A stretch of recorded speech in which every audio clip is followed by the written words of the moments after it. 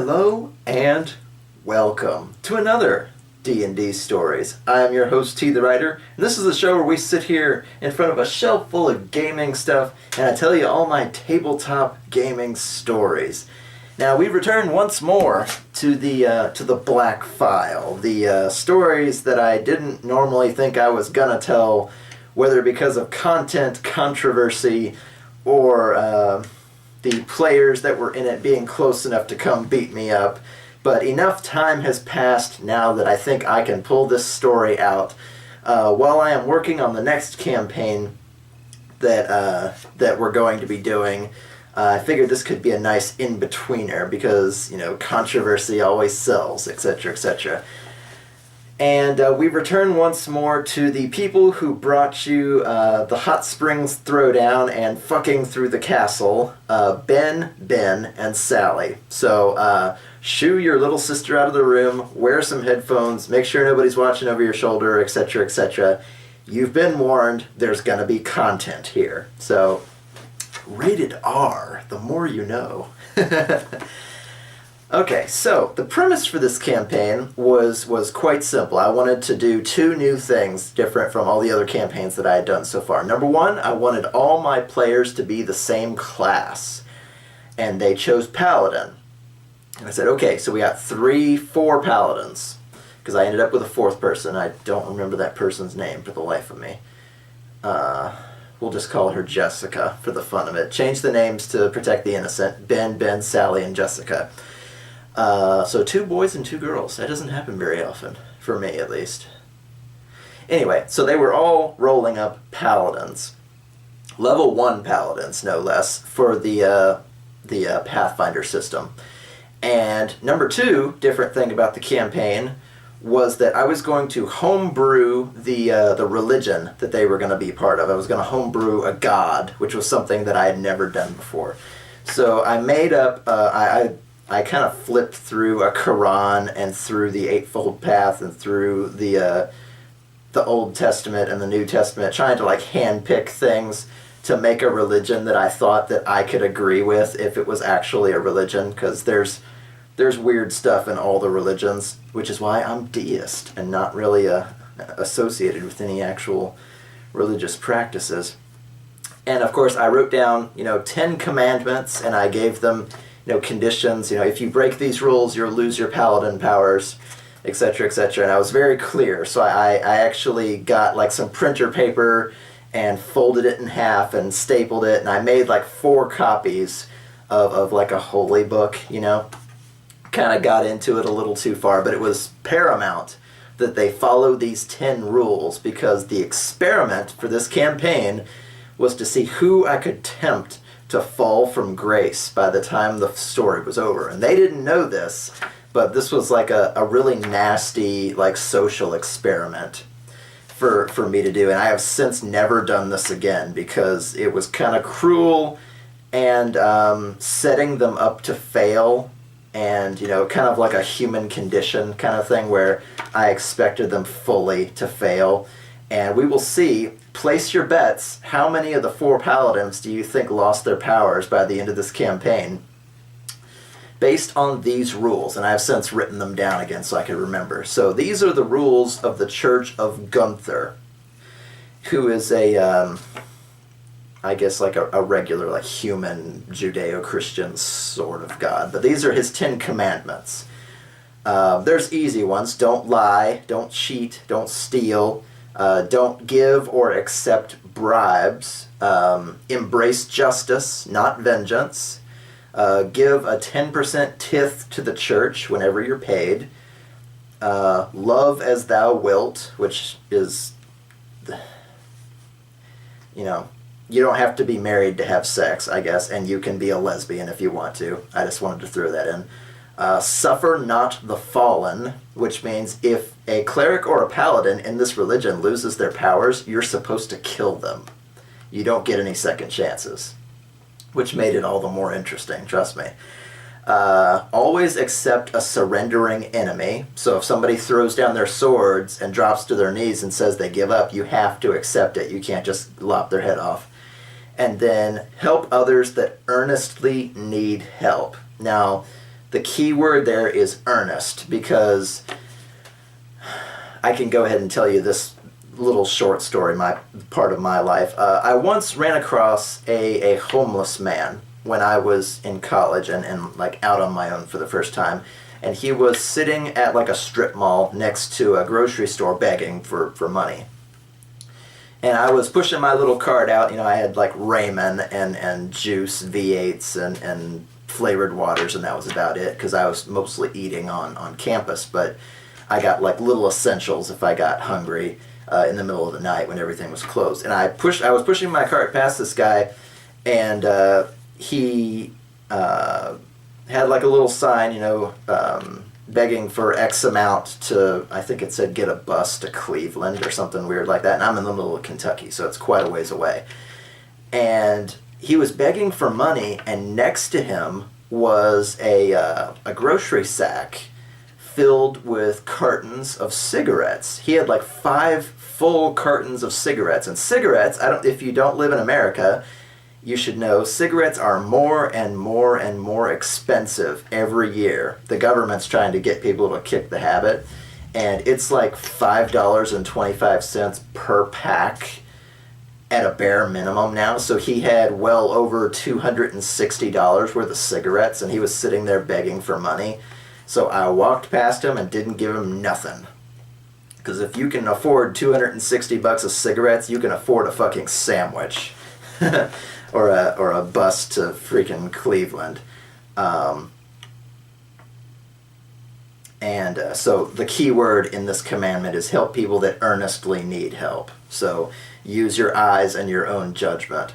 Now, you're not going to instantly lose your powers if you don't give a coin to any beggar that asks for one, but, it's if there's like an obvious test forte somewhere and you're like, nope, and you keep walking, then Gunther might have something to say about that. So he's not like a war god. He's not a you should live your life exactly this way sort of god. He's more of a, don't be a dick, help others when you can, smite your enemies, but if they give up, have mercy, that kind of thing. Just kind of like a neutral good kind of thing. And I wanted to make a god that would be relatively simple to follow with relatively simple rules. And it turned out to be not that simple, but we'll get to that. So we have 4 paladins: Big Ben, Fast Ben, Sally, and Jessica. And they all roll like various paladins. I think one of them was a healing paladin, one of them was a do extra damage paladin, one of them was a tank, and then one of them was like a jack of all trades, or like an imbuement paladin, the ones that can bless weapons. She focused on that bless them for short amounts of time, things like that. So she'd be like, pick up an arrow, bless arrow, and then shoot it, things like that. Big Ben was a weightlifter. Fast Ben was a track enthusiast. Sally, I think, was like an engineer or something. She was a very smart girl. And Jennifer was like straight average. I think she wanted to be like a kindergarten teacher. These were some of my college friends. And I kept Ben, Sally, and Jessica separate from the rest of my friends because they were complete and utter perverts, kind of douchebags, just like that group of friends that you love to hang out with, but you wouldn't bring them home to mom and dad, those kind of friends. So if you've seen the other episodes, Hot Springs Throwdown and Fucking Through the Castle, you know exactly what I mean. Jessica, we brought into the mix because I thought maybe she would act as like a balm to all the crazy that those other 3 have. No. They did not. But allow me to set the scene, if you will. 4 level 1 paladins, Pathfinder campaign. Gunther I just described to you, so you kind of know what he's about.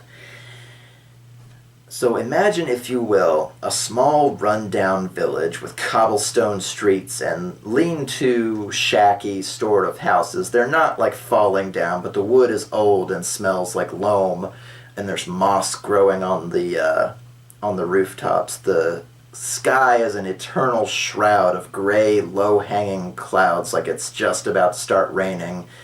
And over this town is a hill with a series of cliffs and a mansion and grounds over it, or a small castle, if you will. And I forgot the name of the town, so I'm not going to name it. They spent the whole campaign there, so it doesn't really matter. And it has since fallen victim to a zombie plague. Now, it was quickly contained by the paladins of Gunther, but it is an entire town that either A, needs cleansing, or B, needs to be burned to the fucking ground.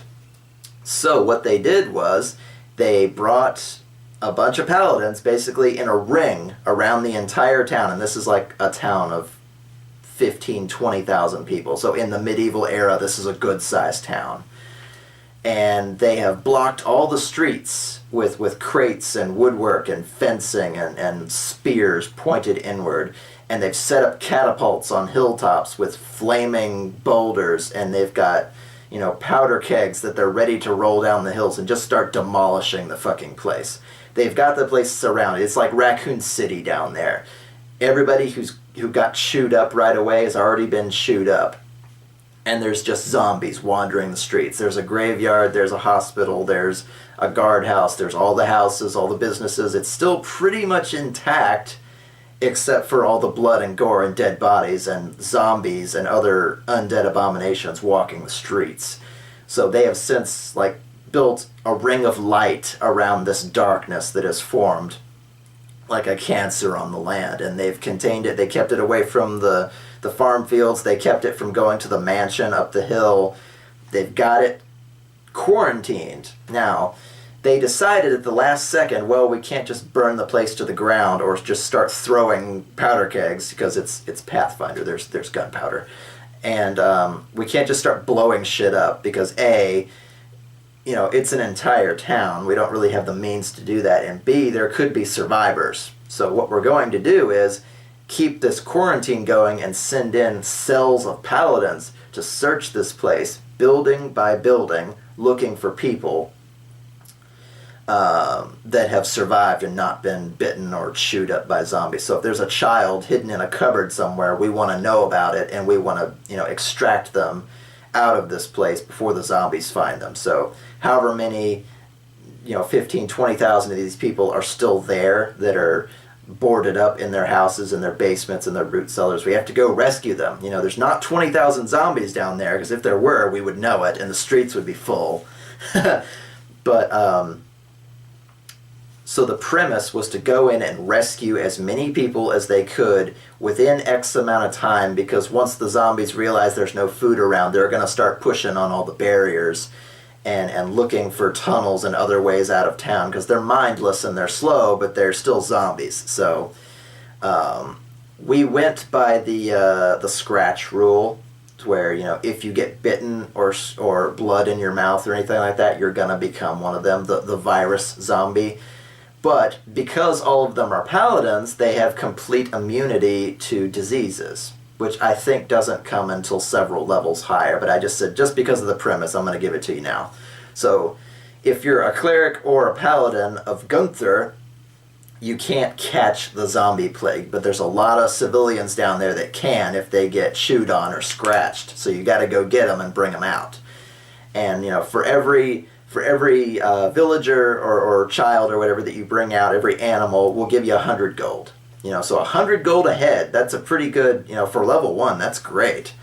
That's, for all the people you save, you cash in $100, not bad for a town of 20,000. So there's a potential for what, 2 million gold if everybody was still there and alive, which they're not, but there's a potential there for 2 million gold, and split among 4 people is still an astronomical amount of gold. So wow, what if we bust in on a church and there's 60 people in there praying? I was like, well, that's 60 times 100, so what, 6,000? That'd be $6,000 or 6,000 gold if you bring them all out.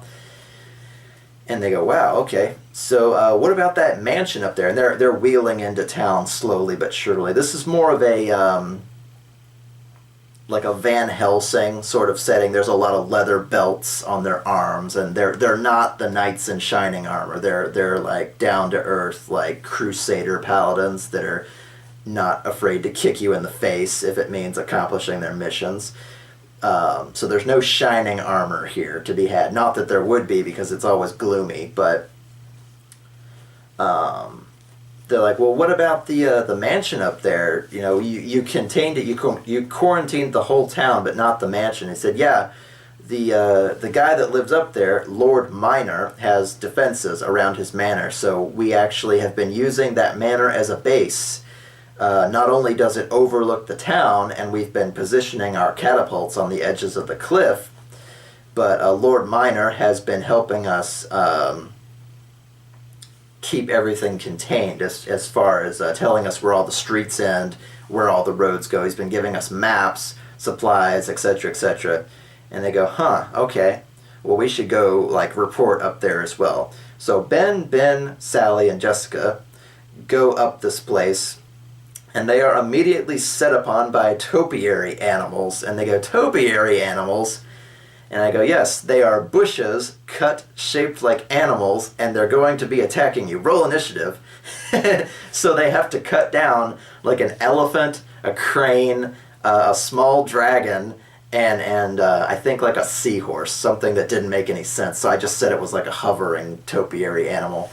So they have to cut past all these things in order to get up this hill. It's like, why are those still active if there's paladins going up and down the road? And they said, well, I guess you can't be too careful. So they cut their teeth right away on these topiary animals. And they're constructs, so they're not evil, so they don't get any of their usual paladin bonuses for fighting evil things, because they're no different than golems. They don't have an opinion on things. So they cut their way through all these topiary animals, and they get to, they go up, back and forth up the zigzag that is the path, and they get up to the high mansion, where the stone wall around the place is 20 feet high, and there's spikes on all of it. It looks like a fortress from the outside. And of course the grass is perfect, and the trees are perfectly trimmed, and there's more topiaries, but they sit still. So, one of the Bens gets ready to just set fire to the whole damn garden. And I was like, that's not a very paladin thing to do. Burn this guy's garden to the ground. He's like, his garden attacked me first. And so, they're looking at the apple trees. They look down at the town, and it looks completely desolate. You can see the giant blood stains in the streets. They're up on a high vantage point, so they can kind of see where everything is. So they can see, oh, there's the church. There's the main tavern. There's a bunch of houses. There's the street with a bunch of businesses on it. There's the river. They had to cordon off the river, too, and basically throw a net into it in case any of the zombies jumped into the river and started to flow downstream. Which wouldn't help as far as, like, zombie virus goes, but as soon as a zombie bleeds into the river, it's kind of over. But I didn't think of that at the time, so shut up. And they go up there, and they go to the gate, and they bang on the gate, and of course there's paladins of Gunther posted there. And you go, who goes there? We're here to report to Lord Minor that we're here to join the effort to extract the civilians. Oh, go on in, you're fine. Let me see your papers. Run. They shuffle through your papers. They're level 1 paladins, so their reputation does not precede them just yet.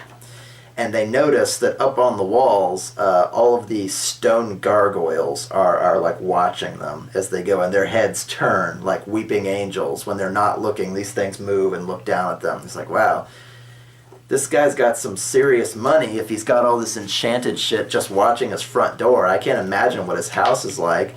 And they go inside the exterior wall, and it's like a different world in there. It's a giant, perfect cobblestone, like white cobblestone. If you've seen that, like when it's brand new and it's been scrubbed for hundreds of years, or you know what I mean. It's been scrubbed every day for 50 years, and it's all flat and perfect. And there's not a pebble sitting anywhere, and there's trees with circles of bricks around them, and flowers that are just perfect, and they're always in bloom because magic. And there's topless angel statues blowing horns, and there's water coming out of the horns to water the flowers 3 times a day, and it slowly rotates on a pedestal and things like that. And it's too perfect, it's too clean. It's a little it's a little flabbergasting how different it is. Like down there, zombie apocalypse. Up here, pristine, perfect fucking mansion of awesome. And they see, you know, like a series of tents for the different paladins. They're sleeping outside. They brought their own supplies, and they don't want to impose on Lord Minor because there's so many of them.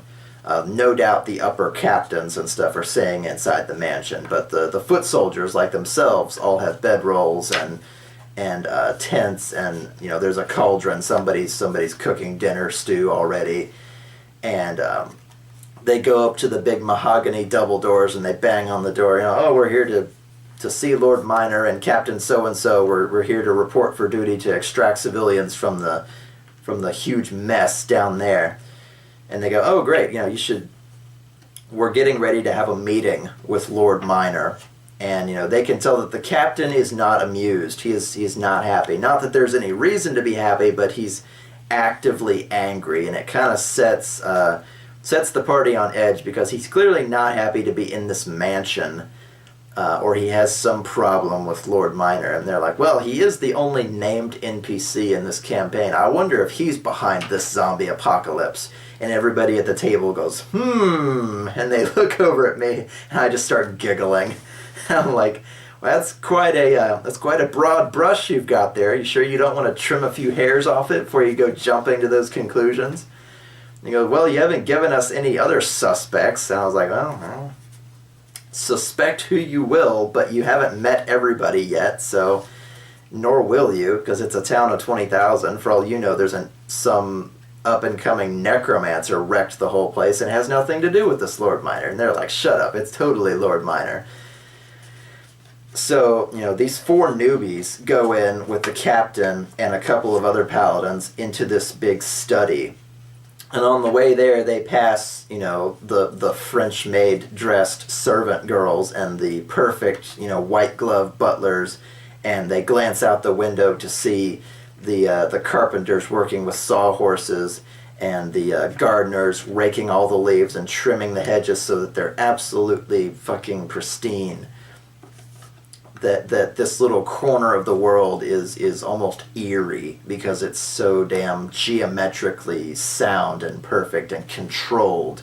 You can almost feel Lord Minor's fingers wrapped around these people, making sure they do a damn good job at whatever it is they're doing. You know, they pass a kitchen on the way. They pass several different places where, like, the wall opens to reveal servants' passages so that they don't pass that many people, because the servants have their own little tunnels to make sure they're out of sight, out of mind. So, you know, this guy has some serious money running back and forth.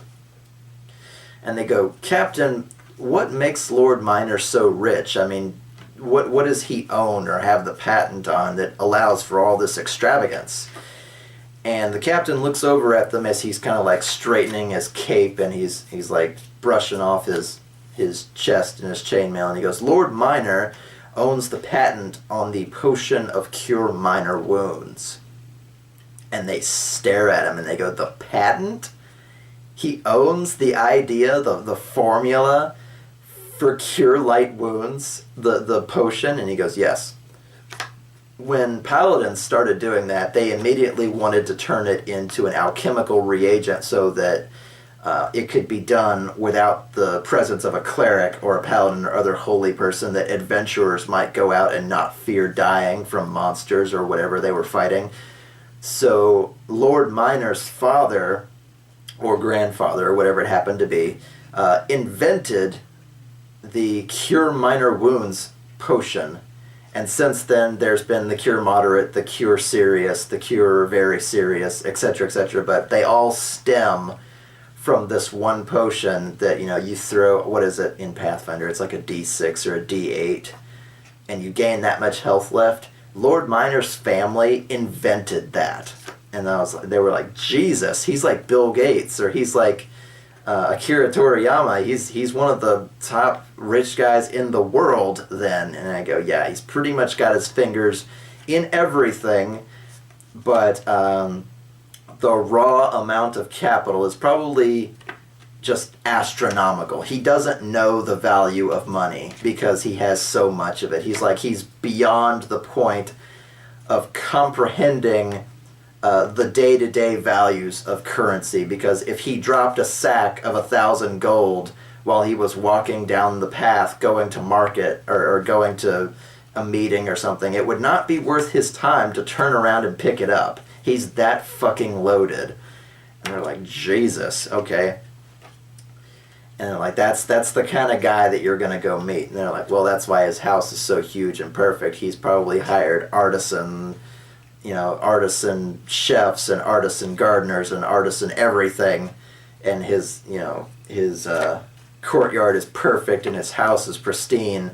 He probably pays these people really well and has no problem doing it, because every time anywhere in the world that somebody sells a cure minor wounds potion, even if he got like 1 gold piece out of it, he'd be obscenely rich. Like beyond obscene. He'd be laughably, hilariously rich. And he said, yeah, that, and he invests in trade ships. He helps minor companies start up in coastal cities. He helps pay for a lot of roads, maintaining roads that no doubt he's got caravans going up and down.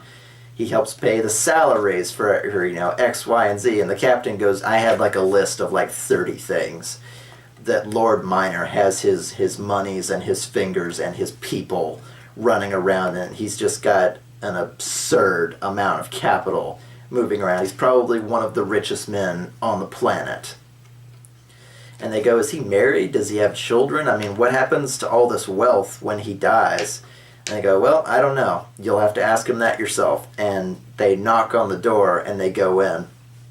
And Lord Minor, I have to say, Lord Minor was probably the most despicable person I have ever had the pleasure of making up, because I wanted to make a bad guy that the players couldn't touch but would love to hate. And I've done videos on several different kinds of villains. The puppet, the puppeteer, the smart villain, the strong villain, the great dragon. There's a lot of villain archetypes. One of which is the obscenely rich guy, that I don't think I actually talked about before. Just the entrepreneur that you love to hate because he always gets his way, because he knows money makes the world go round. He's like the Scrooge McDuck that you can't just buck over the head with a mace, because then you get arrested and go to jail.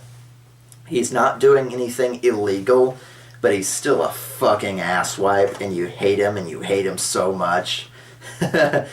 Lord Minor is barely 30, barely 40, relatively young guy for someone so young, or for someone in such an important position. I think my nose is bleeding. Oh well. And he's sitting behind this big desk, and there's paintings on the walls, and there's tons of books every which way. He's got papers all over his desk, and an oil lamp, and there's a maid with the big V-neck showing off her boobs standing in the corner waiting for his beck and call, and the big 3-paned window behind him that overlooks all of the town below and all the crazy zombie apocalypse that's going on. He's like, oh, finally, I was wondering when you would show. And he can be as rude as he fucking wants, because nobody is the boss of him, and he's helping them out as it is. And he goes, Captain, what update do you have for me? And he goes, well, we've succeeded in quarantining the town thanks to all of the raw materials that you donated for us. And all my players are kind of looking at each other like, he's totally behind this. He's totally behind this zombie plague, this whatever's going on, why he wants to wreck this entire town. We don't know why yet, but he's certainly a part of this. He's got to be. And Lord Minor kind of looks up from his papers at all the glares that he's receiving. And he goes, I can already read your thoughts, Oh, mean old Lord Minor, he's probably behind this zombie plague, right? And, Sally and Jessica kind of look at each other and they go, we've got our suspicions. And he goes, well, why would I do that? And nobody at the table has an answer. And he goes, I'm obscenely rich. I have all these servants. I have all the land, all the everything I could ever want. I live a decadent life. Women, food, money, horses, animals, exotic foods and spices. There is nothing down in that little bitty town that could possibly make me want it. It's not sitting on a gold mine. Nobody down there owes me money. Why would I do that? And he goes, and Big Ben kind of steps out. It's like, just because we don't have a motive doesn't mean you didn't do it. And he goes, well, I can tell you I was wrecking the town before the zombies showed up, but this isn't quite how I wanted it to go. And they go, aha, you admit it. And he goes, now wait, let me explain before you whip your swords out like the dunces that you are. And the captain's like, just like palming his forehead and looking down, because these new recruits are grilling Lord Minor, and Lord Minor could probably have them disappear if he wanted to. So he's humoring them at the moment, and the captain's trying not to enter this argument, because if the 4 newbies get killed or vanish, he's still got his other paladins at least, but he's not going to jump into this argument. And he goes, well, as you may or may not know, my grandfather invented the Cure Minor Wounds potion, and he kind of opens his drawer and he pulls one out, and it's like a shot glass with a stopper in it. He sets it down for them to look at, and he goes, well, this town used to be a small, just like a wheat growing town, and until my family started investing in it, it was my father and my mother and my sister and I.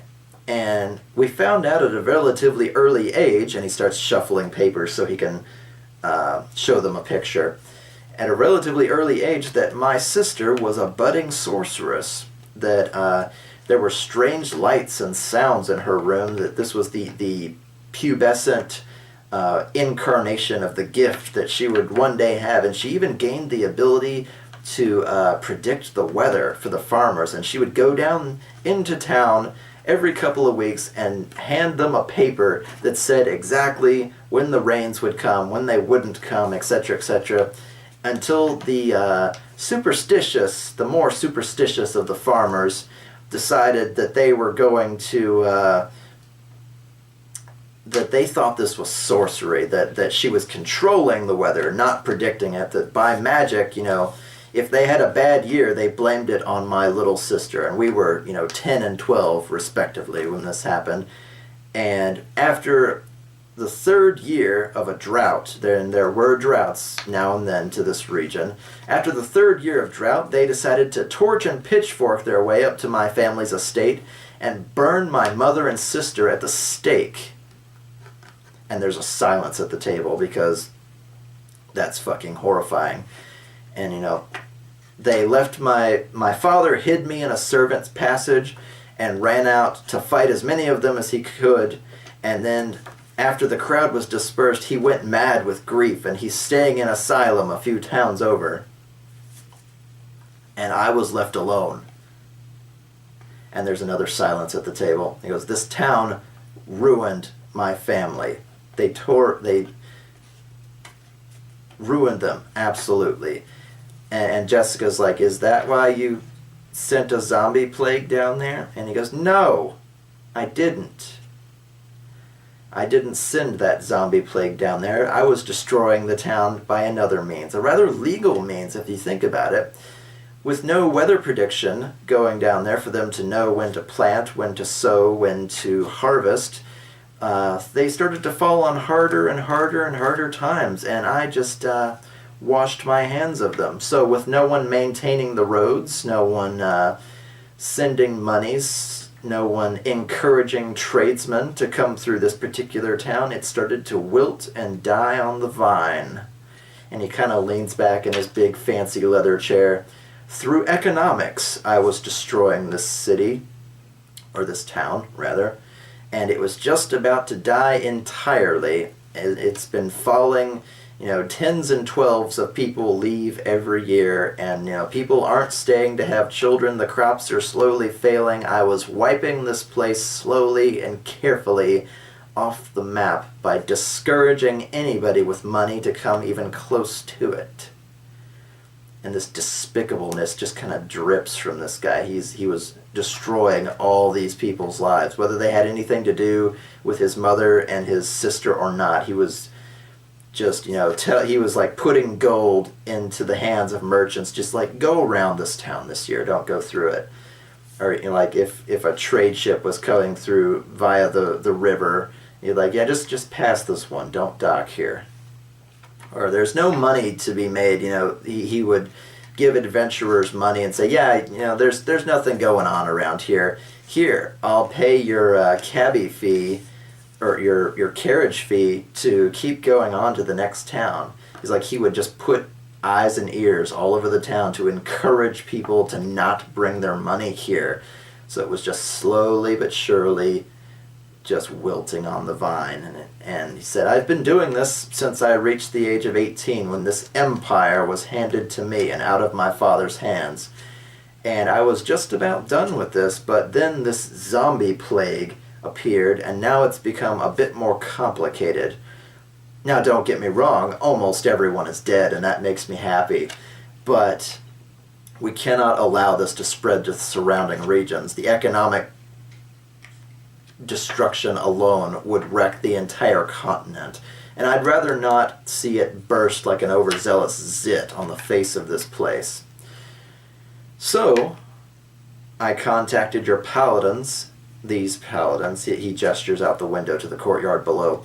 I contacted all these paladins to bring as much muscle and steel and as much siege equipment as they could, as quickly as they could, and I tried to have them destroy the town, but of course their commandments of your god Gunther prevent them from doing this, because there are people that earnestly need help down there.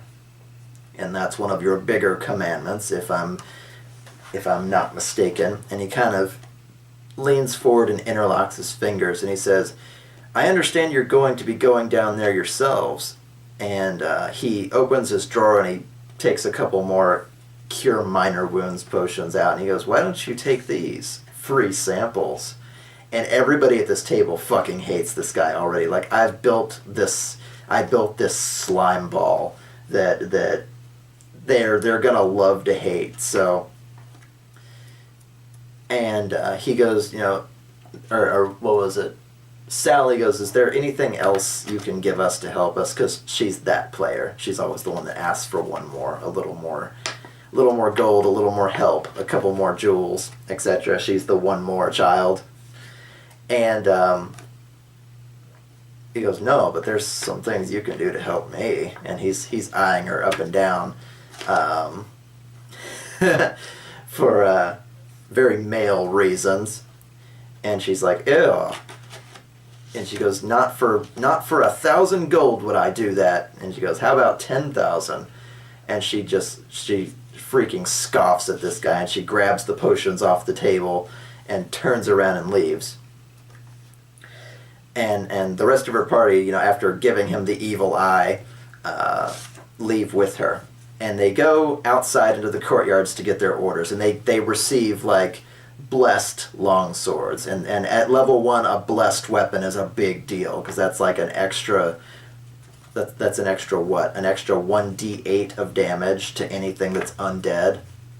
I forget exactly what it was, but they were weapons specifically tailored to kill zombies, to kill vampires, to kill anything that fits in the undead category. And you think, oh, well, they're level 1. Why are you handing them such advanced weaponry? Well, this is a whole platoon of paladins that is showing up to exterminate this plague, so they've got to come with all their toys. So even the newbies are getting, like, blessed holy weapons and extra holy water, alchemist fire, metal nets, doorstop stakes, anything that they think will help them when they're down there in the fray. Because once you pass beyond the barriers and you go into town, you're on your fucking own. So they go, okay, we'll send you out and see if you can't find like 3 civilians. It's a town of 20,000. Surely you can find 3 people. And they go to the barrier and they get their papers stamped. These paladins went in at this time on this day, so they can keep track of who's in this town and who's not. And they leave like their cards there. And when they come out, they'll be checked over for injuries, seen to, etc., etc. They'll get their cards back and they can be paid accordingly. Remember, because 100 gold a person, plus, doing paladin stuff in general, plus however many zombies you killed, etc., etc. I had the numbers hammered out, so that they would be sure to be amply rewarded for any tangible thing they did. It wasn't like go in there and kill zombies for 3 days and we'll give you 1,000 gold. No, it was price per head for civilians you brought out and price per head of zombies killed. So they were going to serve as each other's. Like I saw Big Ben kill 5 zombies and Fast Ben killed 3 zombies, and they would be paid accordingly. So I had it all set up so that it would be fair. And zombies weren't the only thing to worry about in this town, but we'll get to that later. And they figure, okay, we got to go into this town, and it's a town of, it used to be 20,000 people. The first place that I would go if I were a sniveling, cowardly, helpless NPC with 5 health and no armor, I would go immediately to the nearest church, because holy ground, and there's a cleric there who might be able to cast magic to keep the zombies off of the church premises. So we should go in there and bang on the double doors and see if there's a whole bunch of people in there, because then we'll get a whole bunch of money. And that was kind of their motivation at first, was not to be heroes, but to collect the bounty. But there's nothing in Gunther's rules that say, you can't work for the cash. So, and they're helping people like they're supposed to. So, starting at level 1, they've all got ideas about what they want to do with their gold. Even Jessica was like, well, if I had 2,000 gold, I could get this really cool ring. And Big Ben was like, yeah, I could get my own, a blessed bow and arrow and screamers or exploding arrows. He was thinking about specializing in bow and arrow, even though he was a paladin. But they were already making plans for the money they didn't have yet, and they were thinking that the church would be a big cash cow. So they travel across town, just like now and then a zombie would wander out of an alleyway, and they would just like hack it down, because there's 4 of them and 1 of it. And there's really nothing special about these zombies. They're just, challenge rating 1, challenge rating half. Occasionally they'd run into a big one that used to be like a big dude, and he'd be a challenge rating 2.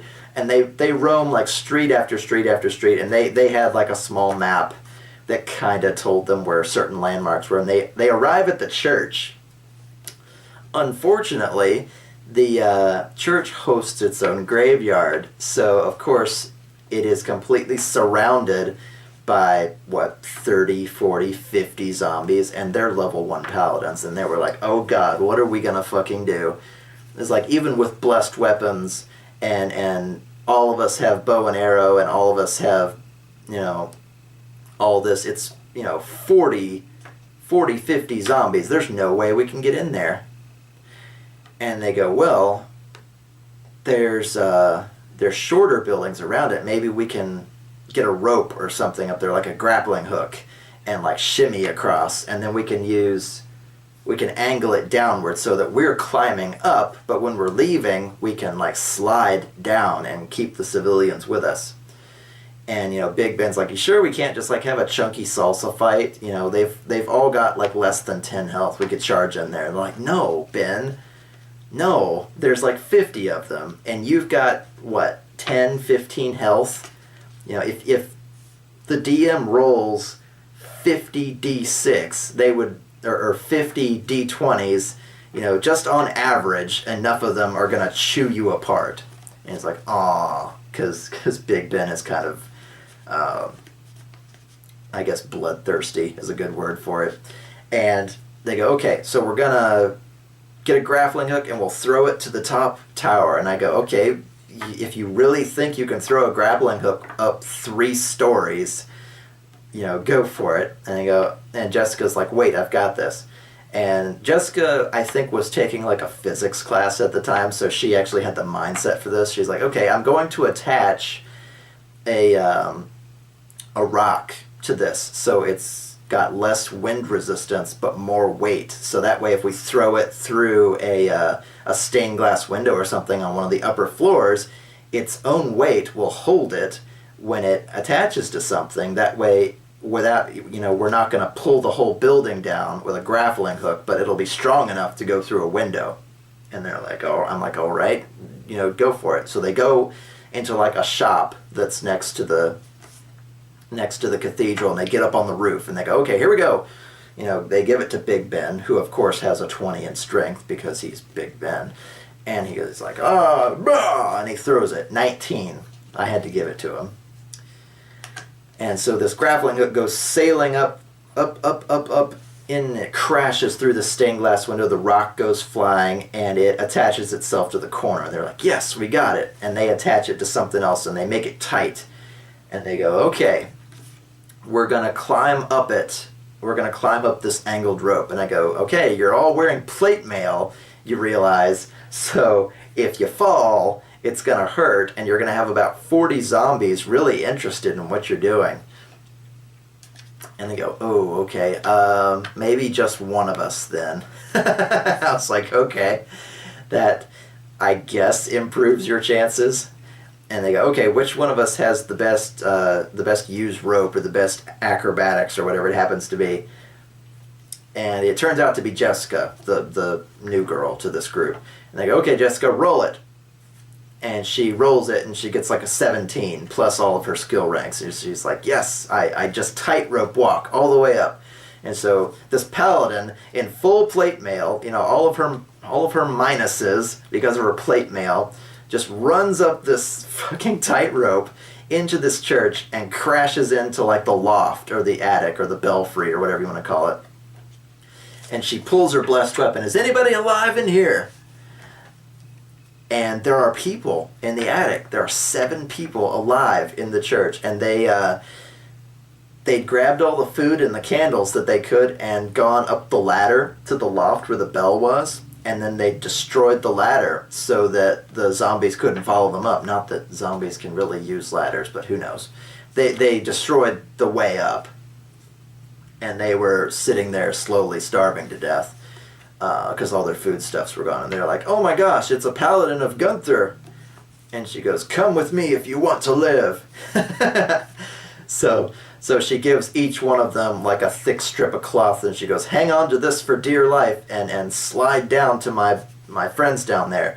So they rescue 3, 4, 5, 6, 7 people all in one go. They're like, yes, 7 people. That's great. That's great for a first go in. And once they've got these people secured, they slice the rope once Jessica's gone, and the zombies kind of follow the motion of the rope just a little bit because it's something that's moving.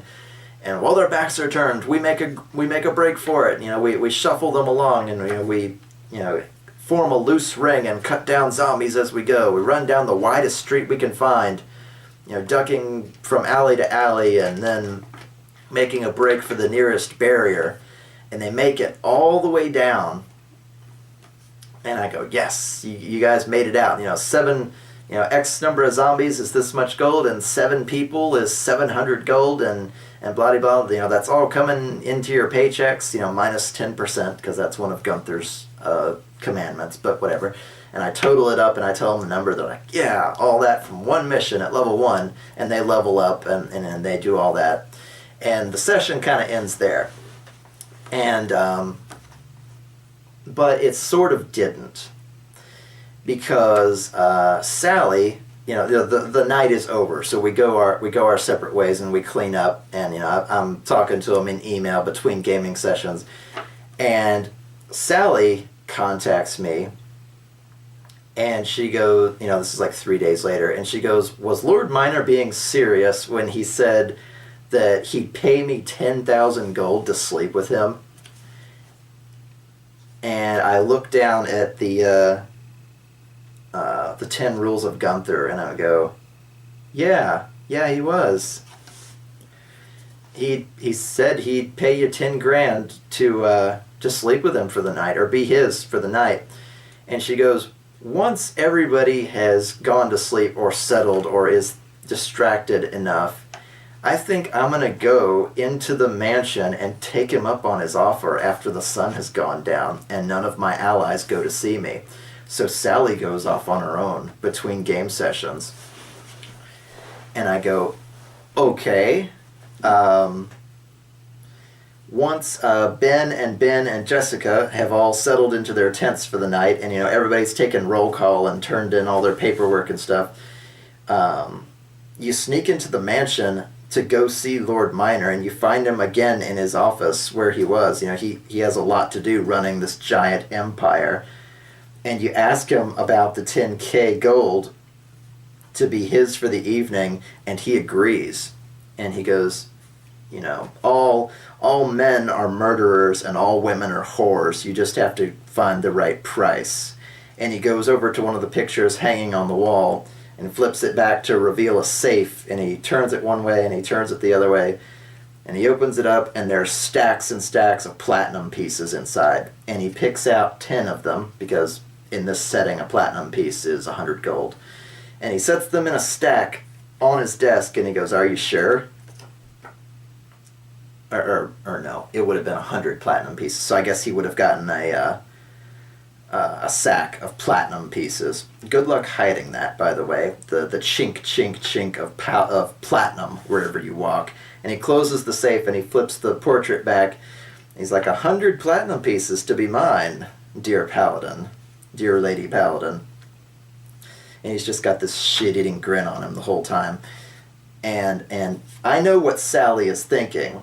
She's thinking she's a level 1 paladin who has not yet come into all of her grand powers, and she wants to outfit herself for survival. She wants to get a ring of protection, or a set of antidotes, a set of potions, a new set of armor, a stronger weapon, something. 10,000 gold at level 1 is an astronomical amount of money.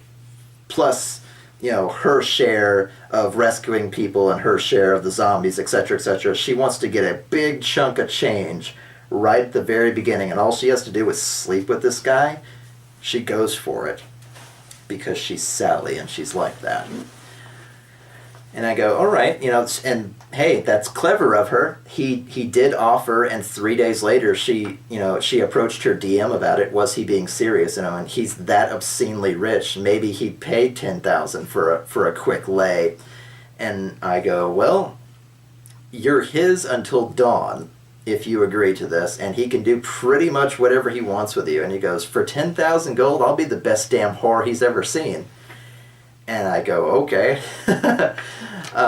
He locks his office door and tells you to get undressed. And she goes, all right. And she pulls the curtains and she starts unstrapping her gear and taking off her helmet and putting it on the couches and stuff. And I go, all right, well, he demands you go upon your knees before him. And just this long, explicit scene of sex, and he bends her over the desk, and she's got the double D's with strawberry nipples, so he's watching the reflection in the mirror while he pounds her from behind.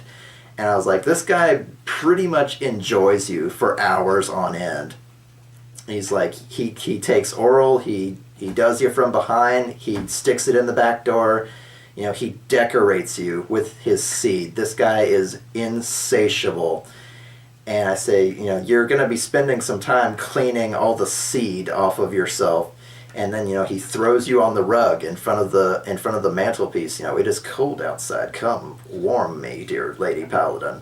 And, this, again, just this long scene of this paladin getting ravaged in every way that this guy can think of. And she's, she keeps glancing over at the desk at the 10,000 gold that she's going to get for this, and she spreads her legs, and she sucks his cock. She does everything that he asks, thinking she's got the upper hand on him.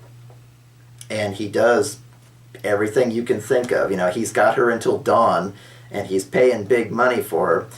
And, occasionally a maid comes in thinking she's going to dust and rushes out. A gardener comes in at after dark saying that something is over, and, something is done, and he finds, Lord Minor with a fistful of blonde paladin hair, railing this woman from behind. And he goes, okay, thanks, I'll talk to you about it in the morning. He doesn't even stop. And the gardener just kind of stands there and gets a complete eyeful. while Lord Minor is fucking Sally like she's just his bitch, because she basically is. So Sally whores herself to Lord Minor after the first session of this game, and I roll on the pregnancy chart and I do all that, and he doesn't impregnate her, but my God, his semen is all over this woman. I go, you're basically going to need to take a major bath, because anybody who's anybody is going to see the red handprints up and down you, and see the semen stains on your cheek, and is going to know that you have been ravaged recently. And Sally's like, well, it's a big mansion. I'm sure I'll find my way to like a bathroom and a tub or something. For 10 grand, he can give me a bath. And I go, yeah, you're right. And when Lord Minor is done with her, and he's done wiping his cock on her cheek, and making sure that he knows every inch of this woman's body in every carnal way you can possibly think of, he has her sit in front of the fire, and he says, well, you held up your end of the bargain. And he glances over, and the sun is coming up. It's almost dawn. And he takes the bag of 100 platinum? I think 100 platinum pieces makes 10,000, because they're all worth 100. Yeah, my math is bad. And he slowly sits it into her lap, and he pats her on the head. He says again, all men are murderers and all women are whores. You just have to give them the right price. And, he takes the back of her head and makes her kiss his cock one more time. And she says, all right, away with you. I have to take a nap before I have a meeting with so-and-so today, so off with you. And Sally, has her prize in her arms, and, slowly turns around. She gets like her cloth pants on and her cloth shirt, and she gathers up her armor and stuffs it in her knapsack, and she's away with her 10 grand. And she goes down a couple of doors, and she finds a servant waiting to give her a bath, and she cleans up, and she gets all the cum out of her hair and her womanly parts, etc., etc. And she's brushing her hair, and she does herself up fine, and she puts her armor back on, and she's exhausted, because of course she is. And she casts, she invested in a spell, what was it, to where you didn't have to sleep for a couple of days or something. There's a name for it, where you eschew sleep for X amount of time. I forgot what book she pulled it out of, but she wanted to be able to stay awake for multiple days, just in case they got stuck down in the zombie town, that she could be the sentry and let her friends get rest. So she decided to use that after all that with Lord Minor. And she uses it on herself so she doesn't have to go to bed, and she'll be fine for the next couple of days, but then she'll have to sleep a lot afterward. And hopefully nobody will notice. Because they do get days off there to lollygag and do their shopping and stuff. So she goes back out clean as a whistle, at least on the outside, and with her bag of 10,000 gold, and she immediately goes shopping. And remember, this is between games, so none of her party members know about this. And she buys a ring of protection, and she buys a better, a glowing mace +1, and she buys a slightly better helmet, and she buys, all these different things. She cashes in this 10,000 gold for whoring herself to this guy, to just completely outfit herself for level 1, level 2 paladin. So she's going to be set for the whole campaign, and she knows it. And I go, after she's done, pricing all this out and buying all this and stuff, and I go, it wasn't very paladin-like for you to accept a 10,000 gold bribe to have sex with that guy. And she goes, he didn't bribe me. And I go, well, he offered you sex, and you said no, and then he offered you 10,000 gold, and you said yes. That's a bribe. And she goes, well, yeah, you're right. And I go, do you know what the 4th law of Gunther is? And she, on the other side of this computer conversation, she's flipping through her holy book, and it says, do not accept nor give bribes. Sally lost her paladin powers between session 1 and session 2. So the 10,000 gold whore that she was became a fallen paladin. And I said, and she goes, "You tricked me." And I said, that wasn't a bribe. That was payment for services rendered. And I said, I got you to agree that it was a bribe before I did it. And you turned him down for free, and you accepted for 10 grand. That's about as bribey as it gets. That's like telling a police officer to look the other way, and then when he doesn't, giving him $10,000 to look the other way, and he does. That's a pretty standard definition bribe. Spread your legs, I'll give you 10,000 gold, and you did. So you have become a fallen paladin. And I go, "Do you remember Gunther's 8th law?" And she flips pages, and it goes, "Suffer not the fallen." If her party members find out that she doesn't have her paladin powers anymore, they are obligated to kill her, because if they don't, they become fallen paladins as well, because it says, "Suffer not the fallen." And that is where that session ended. So I hope you will join me next time. This campaign, that was, like I said, a black file story, and I think this campaign went for like 4 or 5 sessions. So there will be more to this, I promise. And I hope you will join me next time on D&D Stories. Keep gaming. Hi guys, T here. Remember to hit that like button for me on your way out. If you'd like to see artwork and maps from my gaming table, check out the D&D Stories Facebook page. Also, I have a Patreon if you'd like to toss a few gold pieces into your humble bard's hat. Links in the description below. Keep gaming!